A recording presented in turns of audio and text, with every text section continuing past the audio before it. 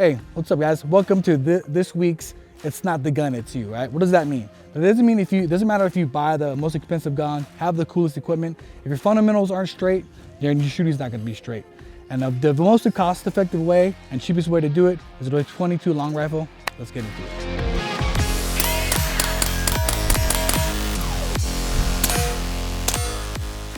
All right, so some of you guys might be saying, why even talk about 22 long rifle, right? The cool thing about 22 is it takes all of the fun things and all the important things about shooting and makes it even cheaper, right? So what does that mean? It helps you drill all of your fundamentals before the recoil, okay? And a lot of people talk crap about 22s, right? The way I look at it is shooting a 22 is kind of like wearing Crocs, right? People talk shit, but once they're doing it, they enjoy it, you know what I'm saying? But everything I need to do as far as my fundamentals, I can work my stance, I can work my draw, I can work my trigger squeeze, side picture, side alignment, my breathing and all of those things, and I could do it for a lot cheaper. I could spend money on a regular 9mm pistol, and you know, obviously those have a variety of prices as well. But if we look at these two FNs as an example, the FN LS Edge goes for a little over $1,000. A box of 9mm ammo right now is about $25 for a box of 50. Or I could spend about $250, $300 on getting the 22 long rifle version of it and a box of ammo for about $300, $350. Now I could shoot for a lot longer, for a lot cheaper, with none of the recoil. It is gonna run a little bit dirtier, but that's just gonna teach you good weapon maintenance anyway. But that's why we wanna shoot 22 long rifle, all right? We're talking about self-defense situation. I do wanna practice with the weapon that I'm going to be carrying, but until I'm proficient at the fundamentals, I could use the 9mm or the 22 long rifle to practice on that stuff. All right, so don't think that we're trying to replace the 9mm with the deuce. All we're doing is trying to make the training easier and more available.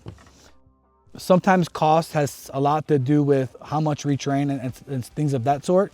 So that's why the deuce long rifle is a great option as opposed to paying more money to shoot a 9mm. Obviously, just like every other gun maker out there, there's so many different types of 22s. I would recommend finding one that replicates the kind of gun that you're going to be carrying concealed, right? As an example, if we look at this, the FN 502, it is a 22 long rifle, but if you look at the size of the grip and of the frame, they're almost the exact same size, which means that I'm going to be able to, you know, practice concealed weapon. Obviously, this has a silencer on it. We're just using that to make shooting a little bit easier without having to use Ear Pro. I still recommend using some, but if you look at the size comparison, they're very, very similar. And this is going to be a good tool in order for your hand to get used to the grip, things of that sort, but still be able to shoot at a cheaper price. Every gun manufacturer out there has a 22 version of the weapon. Glock actually sells conversion kits where you can actually use the pistol that you're carrying and just switch out the barrels and the magazines and still be able to shoot, but you know, shoot more often. All right, if you get a 22 that's about the same model or it looks exactly the same as your self-defense carry, you'll see that all of the controls are in very similar, if not the exact same place.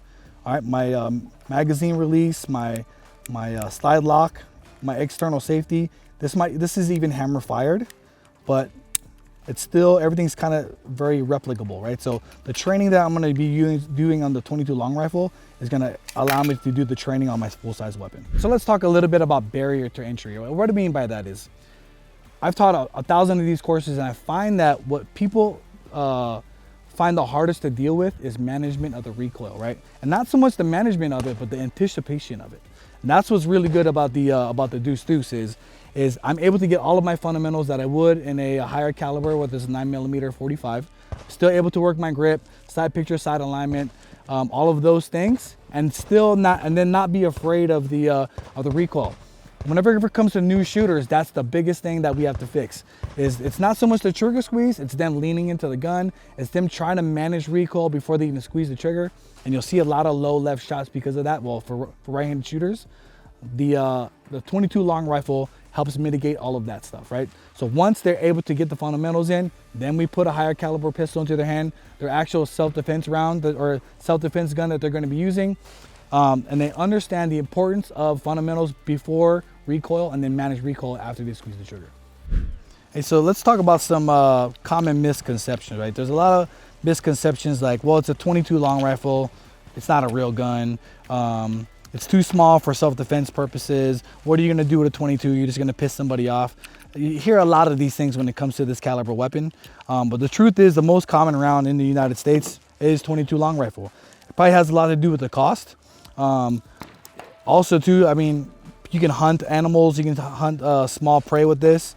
So it's, whenever we talk about practicality in a survival situation, it's quiet, it's cheap, it does the job. And what's more important when it comes to things like that, when I'm hunting small game or if I need to feed my family, you guys know what I'm saying? So yeah, it's not the ideal self-defense weapon. Obviously, something like a 22 long rifle is not gonna end the fight if I shoot somebody center mass. It's gonna do proper damage. If I can get a clean headshot, and even at 25 meters, I just shot this thing at 25 meters, it was hitting pretty good.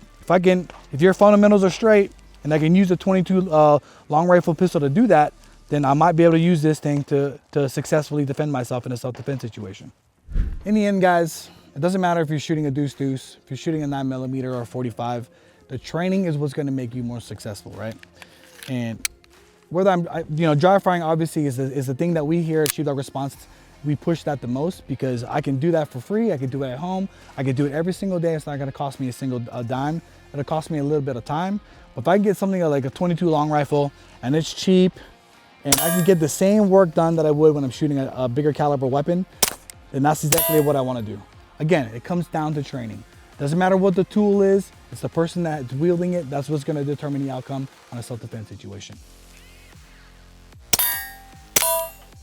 Hey guys, thanks so much for watching this video.